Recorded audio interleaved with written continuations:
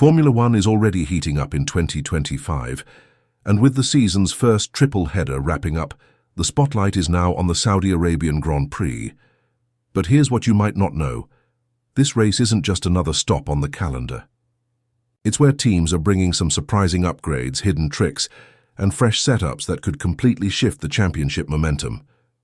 In this video, we're diving deep into what each F1 team is bringing to Jeddah, especially the high stakes, decisions around high downforce packages. And trust me, Mercedes's hidden upgrades might just be the secret sauce everyone's missing. Make sure to stick around until the end, because we're breaking down every major team's strategy and what it could mean for qualifying, the race, and the title fight. This could be the most important turning point of the season so far. Let's get into it. The Saudi Arabian Grand Prix is the first true high downforce track of the season. That alone makes it a big deal. The Jeddah Corniche circuit is super fast through the second and third sectors, while the first sector is tight and technical. That combination pushes every F1 car to its aerodynamic limits. Now, for teams to be competitive here, they need to find the perfect balance, maximum downforce for those fast corners, but also precision and grip for the twisty, narrow sections. That's why this weekend isn't just about driver talent. It's about who's brought the best upgrades, who understands their car setup the best, and who can adapt quickest. Let's start with Ferrari. After a strong performance in Bahrain, the Scuderia is looking to keep up the momentum. They're not bringing just any upgrade. They're showing up in Jeddah with a completely new rear wing designed specifically for this track. This high downforce rear wing is all about generating more grip in those fast-flowing corners without sacrificing stability through the slower first sector. Ferrari's engineers are focused on getting that perfect aerodynamic balance. But here's the catch. That's not all they're changing. According to sources close to the team, Ferrari is also tweaking their rear brake setup. This change won't be visible and won't show up on the official FIA upgrade documents. That means they're flying a little under the radar, making smart changes that the other teams might not notice right away. These brake modifications could help them manage tire temperatures better, especially with the introduction of the C6 tire compound this weekend. Ferrari wants consistency in long runs, and these adjustments could make all the difference. Now let's talk about Mercedes. The team has had a solid start to 2025, and their new W16 package is worlds apart from the difficult car they had last season. The setup is much more stable, consistent, and driver-friendly, but Mercedes isn't settling.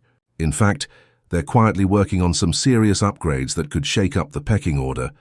James Allison, their technical director, recently hinted at upcoming changes.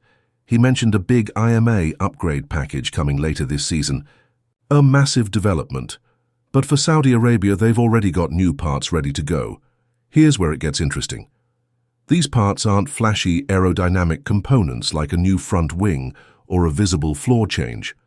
Instead, the upgrades are subtle, maybe even mechanical, and focused on fine-tuning small areas for better performance. Think floor edge tweaks, revised vortex generators, or slight changes in suspension geometry. They might sound minor, but these tweaks can have a big impact when every millisecond counts. That's why Mercedes is so dangerous right now. They're improving without drawing too much attention, and that could be their biggest weapon heading into Jeddah. McLaren might be the real threat this weekend. Their MCL39 car has shown incredible pace, but we haven't seen the full potential yet. That's because the first races of the season were on medium downforce tracks. Saudi Arabia, on the other hand, is exactly where this car can shine. McLaren's strength lies in their downforce package. It's well-balanced, responsive, and packed with performance. And with Jeddah being a high-speed, high-downforce track, this could be their breakout moment. Oscar Piastri, in particular, is looking like the team's top performer. Many believe he's now the quicker driver at McLaren, even outpacing Lando Norris in both qualifying and race conditions. So don't be surprised if Piastri dominates this weekend, takes pole position and controls the race. McLaren has been holding back, but this is where they're expected to let loose. You might think Red Bull is always the team to beat, but this weekend might be a bit trickier for them. The RB21 package is fast, no doubt, but the team hasn't quite nailed their setup window as easily as Mercedes or McLaren so far this season. Drivers like Max Verstappen have been vocal about having to make big changes from session to session just to find the sweet spot. That's not ideal, especially in Jeddah where you only get one real practice session in FP2 under the proper nighttime conditions. If Red Bull doesn't hit the ground running, they could find themselves playing catch-up all weekend. And in F1, that's not a position you want to be in. There's another twist this weekend, the debut of the C6 tyre compound. This new tyre is softer than anything we've seen so far this season. It was created because teams wanted something in between the softest compounds, especially for high downforce tracks like Jeddah. But here's the thing, not everyone will get it right on the first try. Managing tyre temps, avoiding graining and getting the most out of the C6 on one lap will be a challenge. That means qualifying could be chaotic. The team that best understands this new tyre might grab an early advantage, even if their car isn't the fastest on paper. So how do we think this will all shake out? McLaren looks like the favourite, especially Piastri. His confidence, the car's high downforce strengths and the clean execution from the team make them the ones to watch. Behind them, it's going to be close. Mercedes, with their consistent setup and hidden upgrades, could be the strongest challenger. Ferrari will also be in the mix, especially if their rear wing and brake updates deliver the expected step forward. Red Bull might be slightly behind this time, struggling to dial in their car with limited time. It's going to come down to the smallest margins. Setup, tyre strategy and driver confidence will all matter more than ever.